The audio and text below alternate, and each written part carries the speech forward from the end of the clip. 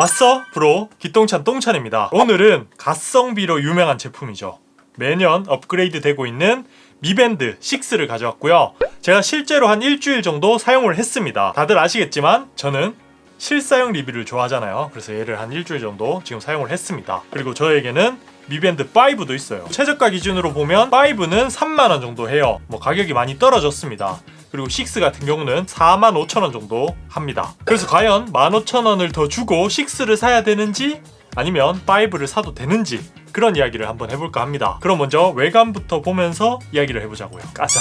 미밴드 5에서 6로 오면서 가장 큰 변화 중 하나가 이 디스플레이의 변화입니다. 물리적 크기가 변했죠. 5 같은 경우는 1.1인치의 디스플레이를 사용했어요. 이것도 4에 비하면 상당히 커졌던 디스플레이이긴 합니다. 근데 이번 6는 더 커졌죠. 1.56인치. 거의 수치상으로 보면 50% 이상 화면이 커졌습니다. 그래서 조작도 훨씬 편해졌고요. 문자, 전화 이런 정보를 확인할 때도 훨씬 많은 정보를 확인할 수 있습니다.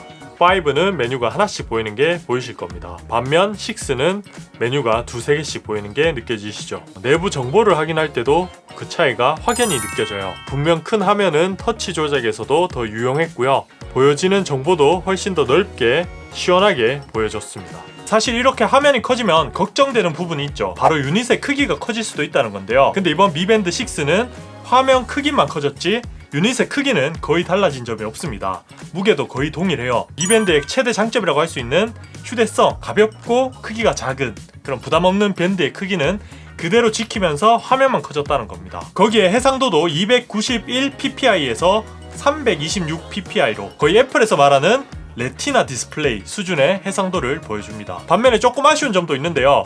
화면 밝기가 450니트로 동일해요. 5에서 업그레이드된 부분이 없습니다. 야외에서 사용해보면 화면 밝기가 조금 어둡다고 느껴질 때가 많습니다. 그래도 확실한 건 화면 크기가 50% 이상 커졌음에도 불구하고 배터리 타임, 유닛의 크기, 유닛의 무게 이런 거 전혀 변함이 없다는 건 가장 큰 업그레이드라고 봐도 될 것 같습니다. 그리고 두 번째 달라진 점은 산소 포화도 측정이 가능해졌다는 건데요. 4만원대 밴드에서 이제 산소 포화도 측정이 가능합니다. 확실히 가성비이긴 해요. 중국만이 할 수 있는 프리어치기라고 볼 수 있는데요. 실제로 측정을 해보면 센서의 정확도도 괜찮습니다. 애플워치와 비교를 해봐도 측정 결과가 비슷하게 나옵니다. 센서의 정확도는 높다고 봐야겠죠. 근데 사실 산소 포화도라는 게 몸의 전반적인 컨디션 측정에 사용되는 수치라고 볼 수 있죠. 이 수치에 따라 몸의 컨디션, 뇌의 기능 아니면 수치가 낮을 경우에는 응급 상황 이런 것들을 판단할 수 있는 기준이 될 수 있는데요. 근데 보통 건강한 저 같은 경우만 해도 산소 포화도 측정은 그렇게 사용하지 않는 기능입니다. 물론 기저질환 같이 꾸준하게 몸의 기능을 체크하셔야 되는 분들에게는 중요한 수치가 될 수도 있겠지만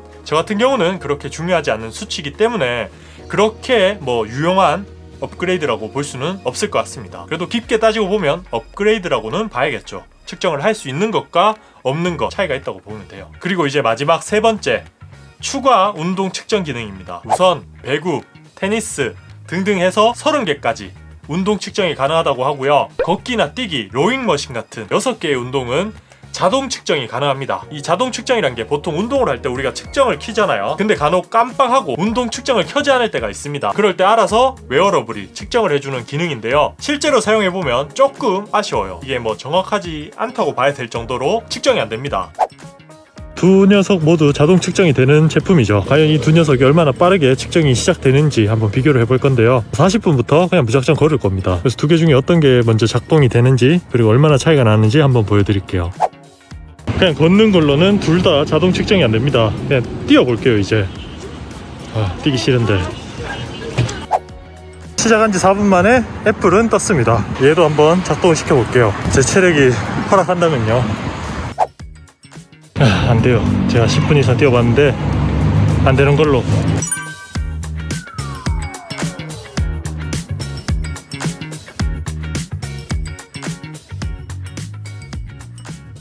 보고 오신 것처럼 기능 자체가 실행이 안 됐어요. 없다고 봐도 될 것 같은 그런 기능이었습니다. 자, 이제 결론인데요. 이번 미밴드 5, 미밴드 6 이 두 개를 비교해보면 앞서 말한 세 가지의 차이가 가장 크다고 보시면 되고요.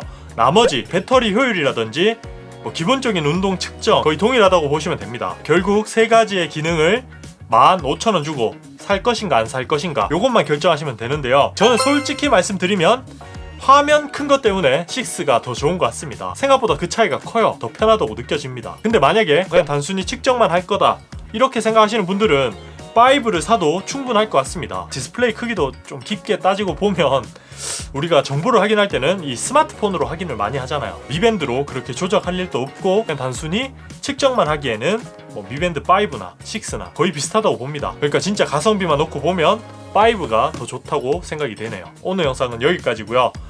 다음 시간에 저는 더 밝은 모습으로 찾아뵙도록 할게요. 그럼 다음에 봐요. 똥봐.